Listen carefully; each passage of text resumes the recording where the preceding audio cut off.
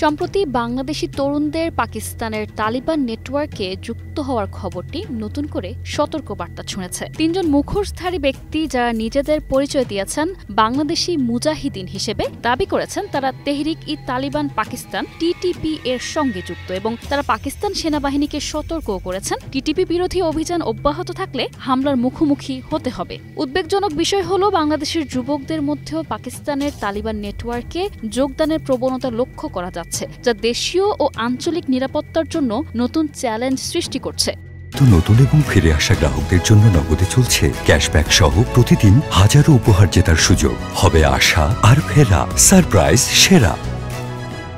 গত 6 মাসে পাকিস্তানের একটি সশস্ত্র সংগঠনের হয়ে দেশটির নিরাপত্তা বাহিনীর সঙ্গে লড়াইয়ের সময় 2 জন বাংলাদেশি তরুণের মৃত্যুর খবর গণমাধ্যমে এসেছে। ওই সংগঠনের সঙ্গে জড়িত সন্দেহে 2 জনকে গত জুলাই মাসে আটক করে বাংলাদেশের পুলিশ। ফলে কিভাবে বাংলাদেশের তরুণরা পাকিস্তানের এসব গোষ্ঠীর সঙ্গে জড়াচ্ছে সেই প্রশ্ন সামনে আসছে। পাকিস্তানের সামরিক বাহিনীর অভিযানে গত শুক্রবার সশস্ত্র সংগঠন তেহরিক-ই-তালিবান টিটিপির 17 জন সদস্য নিহত হওয়ার খবর প্রকাশিত হয় গণমাধ্যমে। তাদের মধ্যে বাংলাদেশি একজন তরুণকেও শনাক্ত করা হয়েছে। তার নাম ফয়সাল, বাড়ি মাদারীপুরে। এর আগে গত এপ্রিলে দেশটির উত্তর ওয়াজিরিস্তানে নিরাপত্তা বাহিনীর অভিযানে আহমেদ জুবাইর নামে আরেকজন বাংলাদেশি নিহত হওয়ার খবর পাওয়া গিয়েছিল। পুলিশের একজন শীর্ষস্থানীয় কর্মকর্তা বলেছেন, টিটিপির সঙ্গে সম্পৃক্ত এমন 2 জনকে গত জুলাইয়ে আটকের পর বাংলাদেশের ভেতরে এর নেটওয়ার্ক সম্পর্কে আরও তথ্য উপাত্ত সংগ্রহ করা হচ্ছে।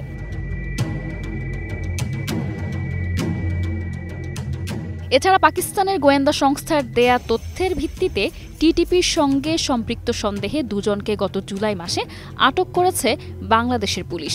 জঙ্গি বিষয়ে কাজ করে ঢাকায় পুলিশের এমন কিছু সূত্র বলছে, টিটিপির জন্য বাংলাদেশ থেকে জনবল সংগ্রহ করার একটি প্রক্রিয়া অনেক দিন ধরেই সক্রিয় আছে, যার নেতৃত্বে আছেন ইঞ্জিনিয়ার ইমরান হায়দার নামের এক ব্যক্তি।